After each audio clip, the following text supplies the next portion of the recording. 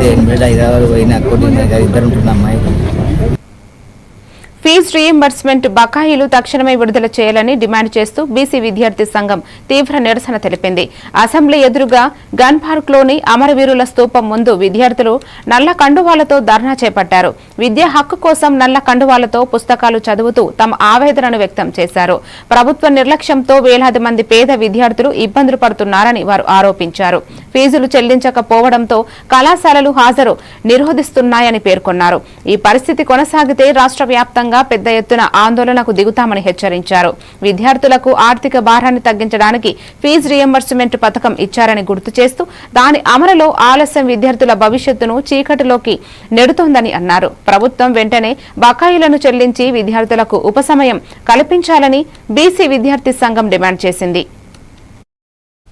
12,50,000 మంది ఇలా కాలేజీలు బంద్ చేస్తే చూస్తూ ఊరుకుంటారా? వేరే దేశంలో అయితే వెంటాడతారు, తిరగబడతారు. గుర్తుపెట్టుకోండి, విద్యార్థులు అనుకుంటే మరో శ్రీలంక అవుతుంది, మరో నేపాల్ అవుతుంది. గుర్తుపెట్టుకోండి, విద్యార్థులకు ఇట్లా కోపం వచ్చినట్టు ఎవరు ఆపలేడు. తెలంగాణలో కూడా విద్యార్థులు ఎప్పుడైతే బయటకు వచ్చిందో అప్పుడే తెలంగాణ వచ్చింది. వెంటనే చెల్లించాలి. కమిటీల కాలం తగదది. ముఖ్యమంత్రి గారు జోక్యం కలిగించుకొని, చీఫ్ సెక్రటరీ జోక్యం కలిగించుకొని యజమానంతో మాట్లాడాలి. We want scholarship! We want scholarship! We want scholarship!